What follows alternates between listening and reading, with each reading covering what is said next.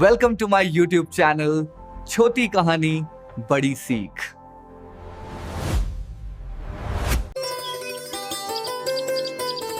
एक गांव में चारुलता उस चारू नाम की एक बेहद सुंदर स्त्री रहती थी।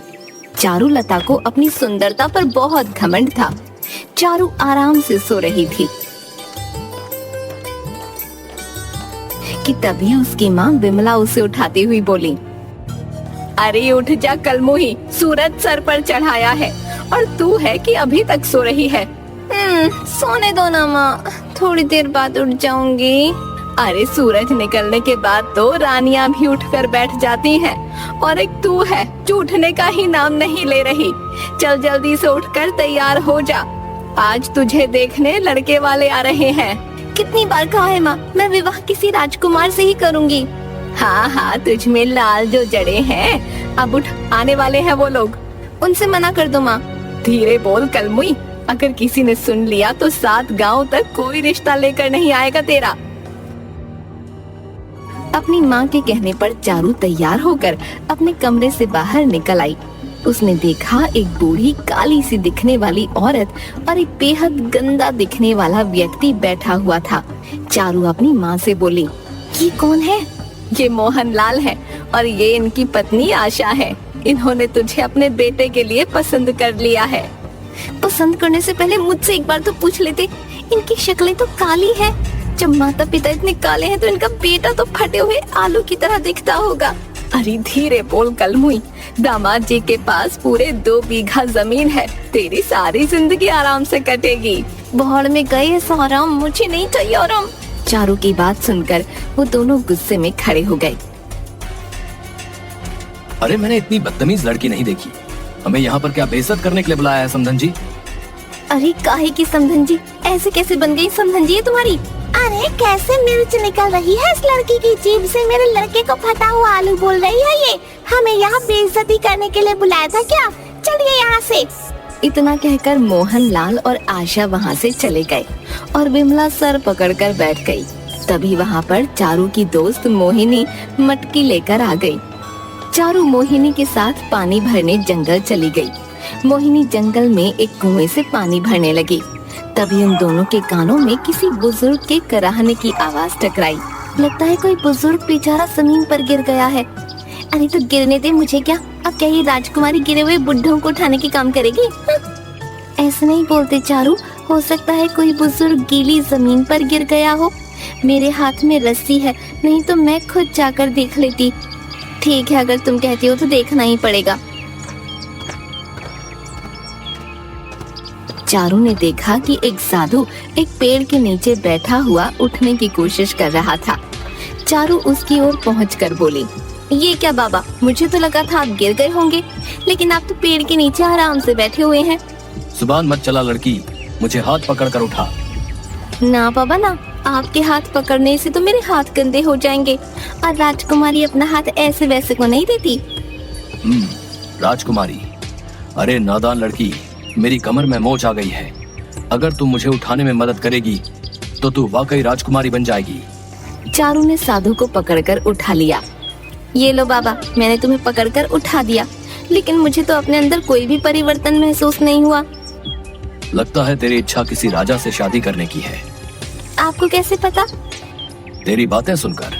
तेरी जीभ तो कैंची की तरह कतर कतर चलती है, लेकिन है तू सुंदर। मांग, क्या मांगती है? साधु की बात सुनकर चारू मजाक उड़ाने वाले अंदाज में साधु की ओर देखने लगी। मेरी तरफ ऐसे मत देख कन्या, मैं कोई मामूली साधु नहीं हूँ। वही तो मैं देख रही हूँ बाबा, बोल तो ऐसे रही हो जैसे मैं जो भी मांगूंगी आप फट से मेरी मांग को पूरा कर दोगे। लेकिन मत भूलो, कुछ देर पहले मैंने आपको हाथ पकड़कर आपकी उठने में मदद की थी। अगर आप इतने ही पहुँचे हुए साधु हो तो अपनी कमर खुद क्यों नहीं ठीक कर लेते? इतना बोलकर चारुलता जोर जोर से हंसने लगी। चारुलता को हंसता देखकर साधु के चेहरे पर क्रोध झलकने लगा। कुछ बातें साधारण मानव के समझ से परे होती हैं। बेवकूफ कन्या, तेरी हंसी ने मुझे क्रोध दिला दिया है। बोल, क्या चाहती है तू? चारू हंसते हुए बोली, मैं अपना जीवन एक रानी की तरह बिताना चाहती हूँ। बोलो, क्या तुम मुझे ऐसा वरदान दे सकते हो? और क्या तुम्हारा वरदान काम करेगा, या तुम्हारे दिए हुए वरदान का हाल भी तुम्हारी कमर की मोच की तरह होगा? कुछ समय बाद इस राज्य के राजमहल में एक बहुत बड़ा स्वयंवर होने जा रहा है। बहुत से देशों के राजा उस स्वयंवर में हिस्सा लेने के लिए आएंगे और वहाँ पर बहुत ही सुंदर राजकुमारी अभी अपने वर तलाशने राजमहल में आएंगी। तू उस स्वयंवर में चली जाना। तुझे देखकर कोई भी उन दूसरी राजकुमारियों को पसंद नहीं करेगा। सबकी नजर तुझ पर ही जाएगी। लेकिन जाने से पहले एक बार फिर से अपने फैसले पर विचार कर लेना। क्या तू वाकई ऐसा चाहती है? कितनी बार बताऊं? हाँ, मैं वाकई राजा से विवाह करना चाहती हूँ और राजकुमारी बनकर अपने जीवन को व्यतीत करना चाहती हूँ। राजकुमारियों का जीवन देखने में बड़ा ही सुंदर लगता है, बेवकूफ कन्या, लेकिन उनके जीवन में कितनी कठिनाइयाँ होती हैं, शायद तुझे इसका अंदाजा नहीं है। जा, मैंने तुझे वरदान दिया, जैसे ही तू स्वयंवर में जाएगी हर कोई राजा तुझसे ही विवाह करना चाहेगा। इतना कहकर साधु क्रोधित होकर वहाँ से चला गया। चारू हंसती हुई मोहिनी के पास आ गई।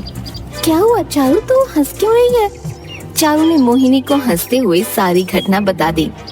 ये मजाक का विषय नहीं है चारू, हो सकता है कि वो वाकई कोई बहुत पहुंचा हुआ साधु हो। उसने तुझे वरदान दिया है। पागल हो गई है क्या? उस साधु की कमर में मोच थी, वो उठकर खड़ा तक नहीं हो पा रहा था। भला जो अपनी कमर की मोच का दर्द ठीक नहीं कर सकता, उसके दिए हुए वरदान का क्या भरोसा? जरूर वो कोई पाखंडी साधु था, बेवकूफ कहीं का। एक बार कोशिश करने में क्या हर्ज है? हो सकता है वो साधु सही बोल रहा हो और तू जो सपना देखती है, क्या पता तेरा सपना सच हो जाए। मोहिनी, अभी तो तभी पता लगेगा ना जब वाकई इस राज्य में स्वयंवर मनाया जाएगा। फिलहाल तो अभी दूर दूर तक कोई सूचना नहीं है कि अपने राज्य में ऐसा कुछ हो रहा है। चारू उस साधु का मजाक उड़ाते हुए मोहिनी के साथ साथ मटकी उठाए घर पर चली गई। लेकिन कुछ ही महीनों के बाद पूरे राज्य में राजकुमारियों के स्वयंवर का ऐलान हो गया। स्वयंवर के बारे में सुनकर मोहिनी खुश होती हुई चारुलता के पास आकर बोली, अरे चारू, तूने कुछ सुना? अपने राज्य में एक बहुत बड़ा स्वयंवर होने वाला है। अलग अलग देशों के 4 राजा उस स्वयंवर में भाग लेंगे और अलग अलग देशों की बहुत सी राजकुमारी भी उस स्वयंवर में हिस्सा लेंगी। जिस राजकुमारी को जो राजा चुनेगा वो उस राजा की पत्नी बन जाएगी। इसका मतलब वो साधु सही बोल रहा था। मैं भी बहुत देर से इसी बात के बारे में सोच रही हूँ, लेकिन मेरी समझ में नहीं आता कि क्या हमें राजमहल में घुसने की इजाजत मिलेगी। अरे कोशिश करने में क्या जाता है, चल वो आज का ही दिन है। कुछ ही वक्त के बाद वो स्वयंवर शुरू होने वाला है। कहीं ऐसा ना हो कि वक्त निकल जाने के बाद तेरे पास पछताने के अलावा कोई रास्ता ना हो। मोहिनी की बात सुनकर चारू की आंखों में चमक आ गई। वो मोहिनी के साथ राजमहल की ओर चली आई। वो दोनों राजमहल के गेट पर जा पहुँची कि तभी सैनिक ने उनको रोककर कहा, तुम अंदर नहीं जा सकती, यहाँ आम नागरिकों का जाना मना है। इतना कहकर जैसे ही उस सैनिक की निगाह चारू पर पड़ी, पता नहीं उसे क्या हुआ। अरे तुम तो वाकई बहुत सुंदर स्त्री हो। लगता है तुम कहीं की राजकुमारी हो जो भेष बदल कर राज्य घूमने के लिए निकली है। जाओ अंदर जाओ, इससे पहले कि तुम पर किसी की नजर पड़ जाए। और ये तुम्हारे साथ कौन है? उस सैनिक की बात पर चारू मुस्कुराती हुई बोली, ये मेरी दासी है मोहिनी। ये हमेशा मेरे साथ ही रहती है। अब जल्दी से मेरा रास्ता छोड़ो, मुझे अंदर जाने दो। सैनिक ने तुरंत उसे अंदर जाने की इजाजत दी। मोहिनी को चारू की ये बात बिल्कुल भी पसंद नहीं आई। मोहिनी आहिस्ता से बोली, ये क्या चारू, तेरे तो अचानक तेवर ही बदल गए। उस सैनिक ने गलती से तुझे राजकुमारी क्या समझ लिया? तूने तो मुझे अपनी दासी बना दिया। अरे छोड़ना, क्या फर्क पड़ता है, चल चल अंदर चल। अंदर एक बहुत बड़ा स्वयंवर चल रहा था। उस स्वयंवर में राजा वीर सिंह, रतन सिंह, धीर सिंह और विजेंद्र सिंह सिंहासन पर बैठे हुए थे और सामने बैठी रानियों को प्यार भरी नजरों से देख रहे थे। तभी वहाँ चारू और मोहिनी आ गईं। जैसे ही उन चारों राजाओं की नजर चारू पर पड़ी, वो चारों के चारों राजा चारू के रूप को देखकर मंत्रमुग्ध हो गए। मुझे मेरी राजकुमारी मिल गई। ऐ सुंदरी, कौन हो तुम? क्या नाम है तुम्हारा? मेरा नाम चारुलता है। खैर तुम कोई भी हो, मुझे उससे कोई फर्क नहीं पड़ता। तुम ही मेरी रानी बनोगी। तभी वहाँ पर बैठा हुआ दूसरा राजा रतन सिंह बोला, अपनी बात वापस ले लो वीर सिंह। मैं इस लड़की से विवाह करूंगा। मुझे इस लड़की की सुंदरता ने दीवाना बना दिया है। बेवकूफ राजाओं, तुम्हारे सामने इतनी रानियां बैठी हुई हैं, फिर भी तुम्हें ये आम सी लड़की मिली। मैं हमेशा से ही आम लड़की से विवाह करना चाहता था, इससे मैं शादी करूंगा। अपने फैसलों पर तुम एक बार गौर कर लो। इस लड़की से सिर्फ मैं ही शादी करूंगा। राजमहल में हाहाकार मच गया। चारों राजा एक दूसरे को मारने को उतारू हो गए। राजमहल के राजगुरु ये सब माजरा बहुत देर से देख रहे थे। वो क्रोधित होकर उन राजाओं से बोले, बंद करो अपनी बकवास बेवकूफ राजाओं। ऐसे तो तुम चारों अपनी जान ले लोगे। मेरे पास एक उपाय है। कौन सा उपाय? तुम चारों का विवाह इस लड़की से करा दिया जाए। ये कैसी बातें कर रहे हैं आप? भला हम चारों राजाओं की एक पत्नी कैसे हो सकती है? असंभव। हो सकती है, क्यों नहीं हो सकती? लड़ने से बेहतर है कि तुम चारों इस लड़की से विवाह कर लो। अगर हम चारों इससे विवाह कर लेंगे तो फिर तो मुश्किल हो जाएगी। हम चारों अलग अलग राज्य के हैं। ये रहेगी किसके साथ? इसे हर राजा के साथ ही एक महीने रहना होगा। फैसला हो चुका। राजगुरु की ये बात चारों राजाओं को पसंद आ गई, मगर ये देखकर चारों के होश उड़ गए। उसने मोहिनी की ओर देखकर कहा, अरे मैं तो सिर्फ एक राजा की रानी बनना चाहती थी मोहिनी, लेकिन मुझे 4 राजाओं से विवाह करना पड़ेगा। मेरी तो हालत खराब हो जाएगी। तुझे बड़ा शौक था ना रानी बनने का। लगता है उस साधु ने तुझे जरूरत से ज्यादा वरदान दे दिया। चारू, तू एक राजा की पत्नी नहीं बल्कि 4 राजाओं की पत्नी बनेगी। मुझे किसी की रानी नहीं बनना। इतना कहकर चारू वहाँ से भागने ही वाली थी कि तभी राजगुरु ने चारू को पकड़ने का आदेश दे दिया। चारू के पास अब उन चारों से विवाह करने के अलावा और कोई चारा नहीं था। चारू का विवाह उन चारों राजाओं से हो गया। विवाह होने के बाद वीर सिंह खुश होते हुए बोला, सबसे पहले इस सुंदरी पर मेरी नजर गई थी, क्योंकि अब ये मेरी रानी बन गई है, इसलिए सबसे पहले ये मेरे साथ रहेगी। ऐसे तुझ में क्या लाल जड़े जो ये सबसे पहले तेरे साथ रहेगी? मत भूलो राजा वीर सिंह, अब ये मेरी भी पत्नी है, इसलिए सबसे पहले ये मेरे साथ रहेगी। नहीं, मेरी रानी सबसे पहले मेरे साथ रहेगी। उन तीनों की बात सुनकर राजा विजेंद्र सिंह गुस्से से लाल पीला हो गया। वो तुरंत तलवार निकाल कर बोला, तुम तीनों राजाओं का अंत मेरे ही हाथों लिखा है।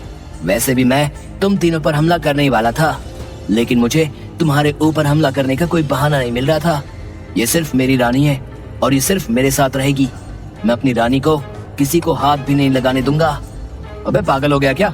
मत भूल, हम सब ने भी इस सुंदरी के साथ विवाह किया है। और क्या बोला तू हम तीनों पर हमला करने वाला था? इसका मतलब है पिछले महीने जो गुप्तचर मेरे राज्य में पकड़ा गया था वो तेरा भेजा हुआ था। हाँ, मेरा भेजा हुआ था। तुम तीनों राजाओं की भलाई इसी में है कि चारुलता की तरफ देखना छोड़ दो। चारुलता सिर्फ मेरी पत्नी है। बेवकूफ राजा, राजगुरु का आदेश है कि रानी एक महीने हम चारों राजाओं के साथ रहेगी। तुम राजगुरु के आदेश का अपमान कर रहे हो। भाड़ में गया राजा राजगुरु का आदेश। भाड़ में जाओ तुम सब। मैं नहीं मानता कि रानी का विवाह तुम तीनों के साथ हुआ है। सच तो यह है कि इस सुंदरी से मुझे पहली नजर में प्यार हो गया था। बंद करो अपनी ये बकवास राजा विजेंद्र सिंह। तुम मेरे आदेश के खिलाफ जा रहे हो। मैंने लड़ाई रोकने के लिए ही इसका विवाह तुम चारों से करवाया है। मुझे कोई फर्क नहीं पड़ता। अब तो जो जीतेगा वही इस रानी को लेकर जाएगा। इतना कहकर राजा विजेंद्र सिंह ने तलवार निकालकर एक ही बार से राजा वीर सिंह को घायल कर दिया। तेरी इतनी हिम्मत कि तूने मेरे ऊपर हमला कर दिया, अब तेरी खैर नहीं। इतना कहकर वीर सिंह ने भी अपनी तलवार से राजा विजेंद्र सिंह पर बड़ा खतरनाक वार किया। राजा विजेंद्र सिंह वहीं ढेर होकर गिर गया। मैंने राजा विजेंद्र सिंह को खत्म कर दिया है। अब रानी सिर्फ मेरे साथ जाएगी।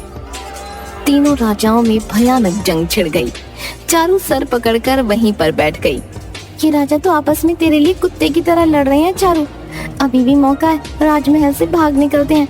कहीं ऐसा ना हो कि ये तीनों आपस में लड़ते लड़ते एक दूसरे की जान ले लें। अगर ऐसा हुआ तो इस राजमहल का राजगुरु तुझे इसका दोषी समझेगा।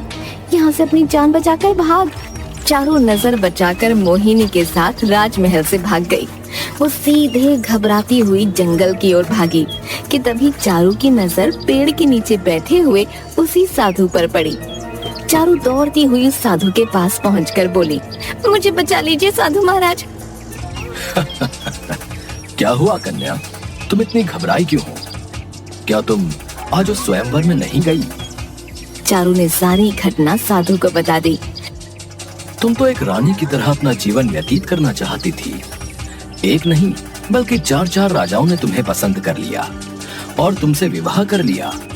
ये और बात है कि वो आपस में लड़ पड़े और एक को अपनी जान गंवानी पड़ी। राजमहल में अक्सर ऐसा ही होता है, राजा बनते हैं और लड़कर खत्म हो जाते हैं। लेकिन तुम्हें इससे क्या, तुम आराम से अपना जीवन एक एक राजा के पास रहकर गुजार सकती हो। मुझे क्षमा कर दीजिए बाबा, मेरे सर से रानी बनने का भूत उतर चुका है। मैं 4 राजाओं की रानी नहीं बन सकती। 4 नहीं 3, एक तो मारा जा चुका है। जो भी हो, मैं अब रानी नहीं बनना चाहती।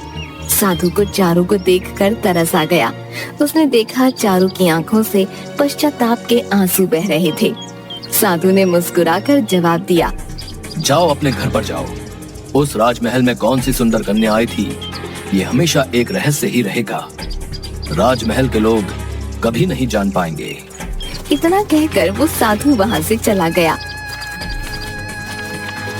और चारू चुपचाप अपने घर आ गई।